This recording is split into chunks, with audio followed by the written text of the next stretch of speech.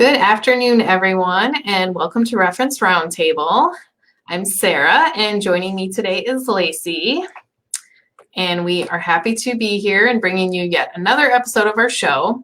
As you probably already know, we are librarians here at the Sioux City Public Library, and each Thursday afternoon you have the opportunity to watch, listen, and even interact with us here on Facebook. As we recommend books, and sometimes we discuss other library topics.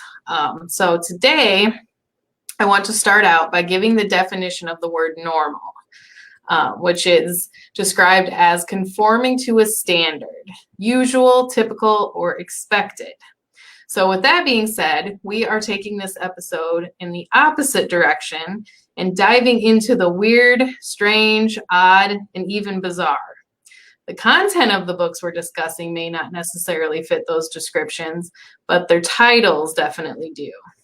And I know for myself, I've always been drawn to the unordinary. So when I see a book that has an unexpected or weird title, my interest is always piqued.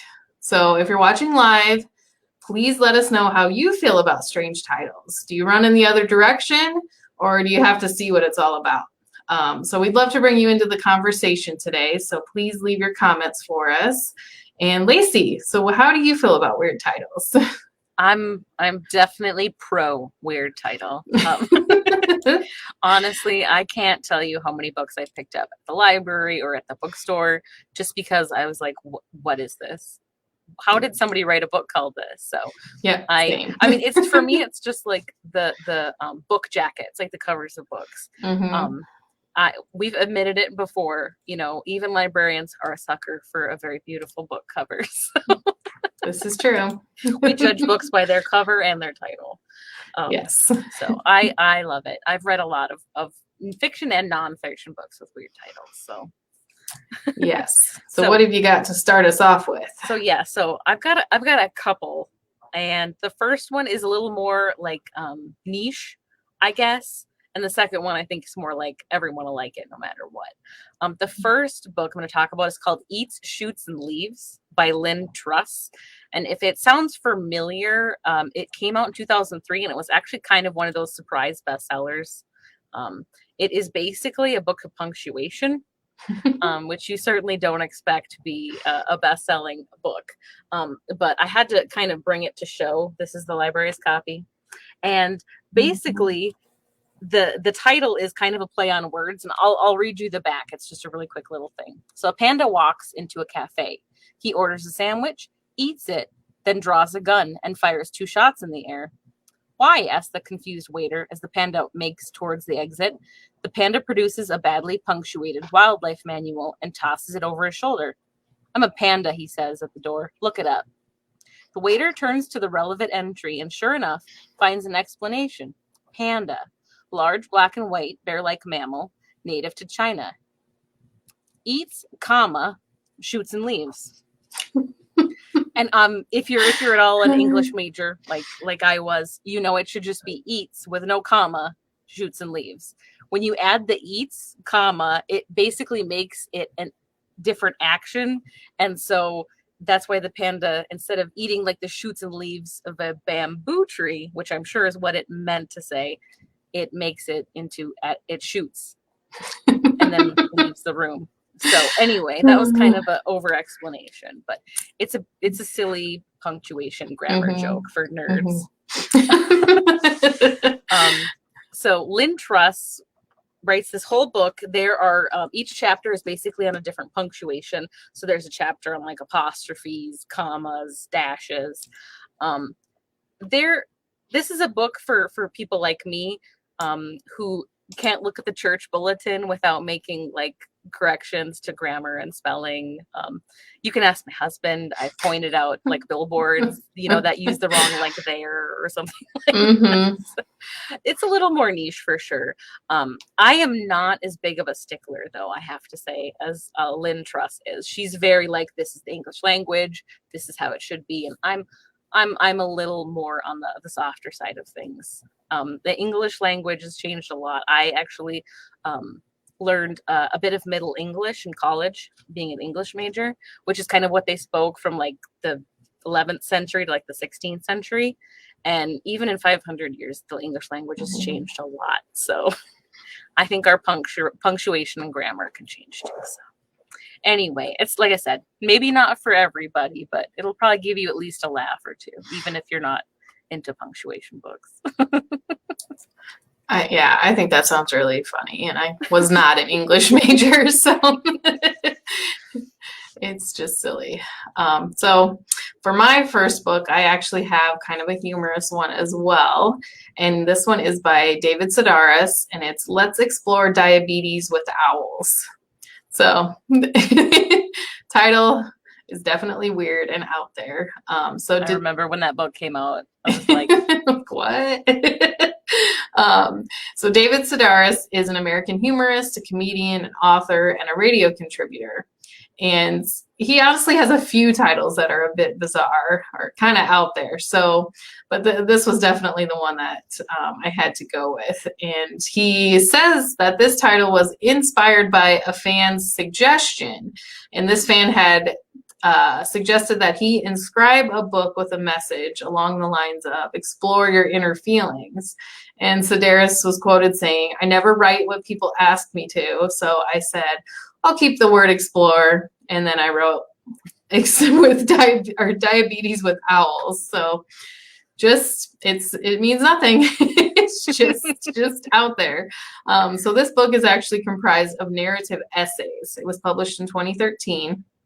In this collection, much like his others, he combines anecdotal snapshots based on his life from childhood to present day, with sometimes fictional narratives and characters. He also draws from experiences with his family, his travels, and the people he's met along the way.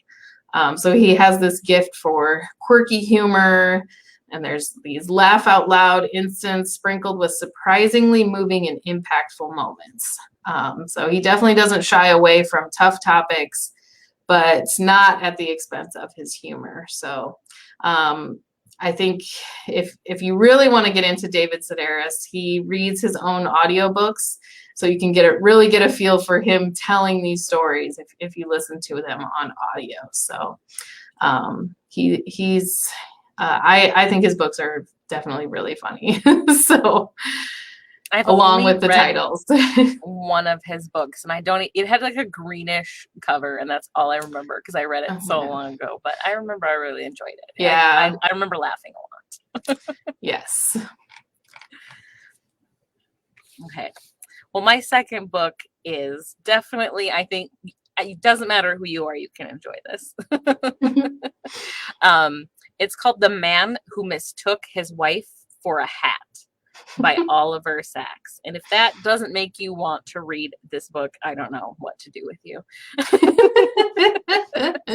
I think that is one of the best titles I've ever heard for a book ever.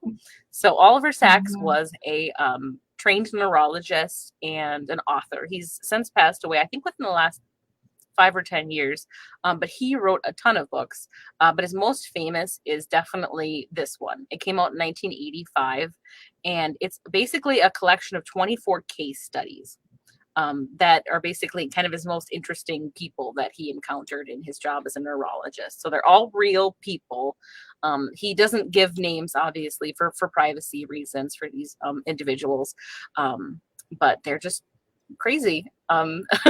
I don't mean like literally, obviously these people have like diagnosable conditions, but the stories themselves are like, this can't be real, right?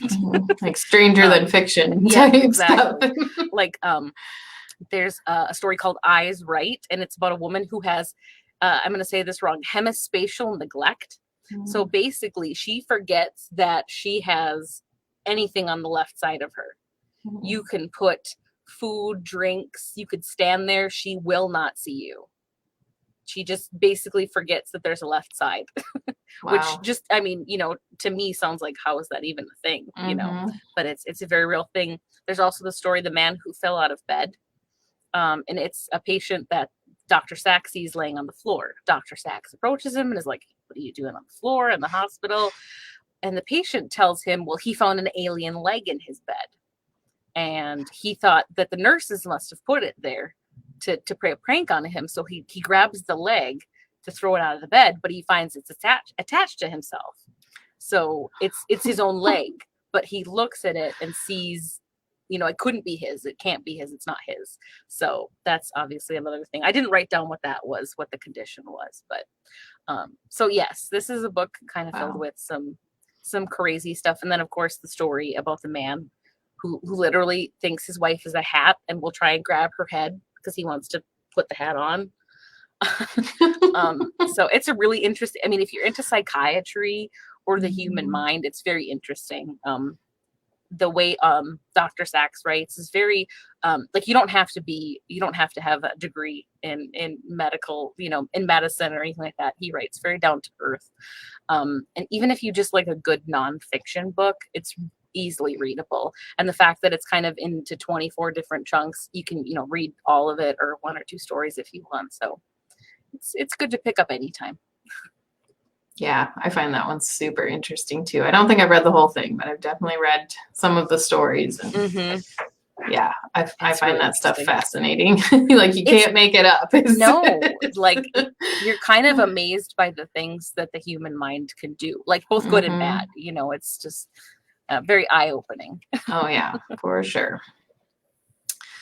Okay, so my next one is quite a bit different than the others we've talked about, and it is titled My Heart is a Chainsaw, and it's by Stephen Graham Jones. And so this book actually doesn't come out until next week, but as soon as I heard that Stephen Graham Jones had another book coming out, I added it to my to be read list. So he's been called the Jordan Peele of horror fiction. So if you're familiar with Jordan Peele's horror movies at all, you'll know that they're very original and just different and unique. He did like Get Out, Us. Yes. So if you're familiar with those, that's so Jordan kind of incorporates some social issues and different things like that. So it's very interesting. And that's why I think I like his books a lot. They're just unique and his style really sets him apart. So he incorporates these literary elements with horrific situations and these fantastical outcomes. So I'm really excited to read this book. And another author that Tommy Orange that wrote There, that was popular in the last couple of years, he was quoted saying that My Heart is a Chainsaw is as if Shirley Jackson met Friday the 13th. So that intrigues me. That's really high praise. I mean, wow. So the premise is the narrative follows a young Jade Daniels. She's an outcast in a small town. She's from a dysfunctional family unit, and she actually finds protection and comfort in an odd place. And she uses horror movies to cope with the horrors of her own life. So she kind of uses them as comfort, like these people get out of these situations sometimes, and it kind of gives her hope, as odd as that sounds. So when murder strikes for real in her community, she can't help but pull from this arsenal of these memorized plots, and she starts predicting the events as they unfold in real time. So it sort of starts to feel like it's a straightforward crime fiction, but as the author dives deep, or as in true Stephen Graham style, he dives deep into the emotions, and he develops this intimate portrait of Jade Daniels, and just kind of puts this unique twist on everything. So sometimes his books can be a little gruesome, but for me, I can get past that because I really appreciate the originality and the uniqueness, and then these like kind of genre bending elements that he adds too. So I'm really excited for this one. He's been on my to read list for a while because he's kind of been a author of the moment the last year or two. But I talked to one of our coworkers, Brenda, about it. She had read one of his books and she kind of told me about it, and I was like, that sounds amazing and way too intense for me. They're a little intense. Yeah. The last one, great, the last one I read, I think it was the Only Good Indians was his last book. And it was interesting, but very, very intense. So they may not be for everyone, but I have to be in the right mood, and I'm rarely in the right mood because I'm usually like, give me something warm and happy. And I'm usually not in that kind of mood. I'm usually like, give me something crazy. We're a good depressing. balance, I guess. So, if people want good, depressing, heart-wrenching novels, I'll send them your way. Yes. I can't help myself. Well, I think that brings us to the end. Oh, we might have gotten a comment right snuck in at the end here. Bill says, how about It Was on Fire When I Lay Down on It by Robert, how do you say that? Fulghum? Fulghum. Yeah, Fulghum. I haven't heard of that one. Have I like that title, though. You immediately want to know, like, what is happening. Yes, that's definitely an odd one. I like it. As I was looking for these books, I'm like, there are a lot of weird titled books out there. I feel like I have to shout out this book before we go. Yes. Because I definitely encountered it. I've read it, and I've also saw it when I was researching for today, but I don't remember the author. But it's called I Could Pee on This. And it's a book. It's book basically written like from the view of a cat. It's a nonfiction book, so I think it's just mostly pictures and things. But it's basically about how cats just like don't care about anyone but themselves, you know, and they'll pee on something or knock something off the table. And as a cat owner, I was like, yes, this sounds very familiar. Yes, that would be accurate. So yeah, that sounds really funny. So yes, if you have a cat, you should probably read I Could Pee on This. And it'll definitely get you some looks if you tell people the title. Yes. All right. Well, with that, that is the end of our episode. So thank you, everyone, for joining us or watching. Please feel free to keep the conversation going in the comments or get a hold of us later. You can send us a message here on Facebook or email questions at siouxcitylibrary.org. And be sure to join us again next Thursday when we'll have another episode for you. So until then, keep reading, Sioux City.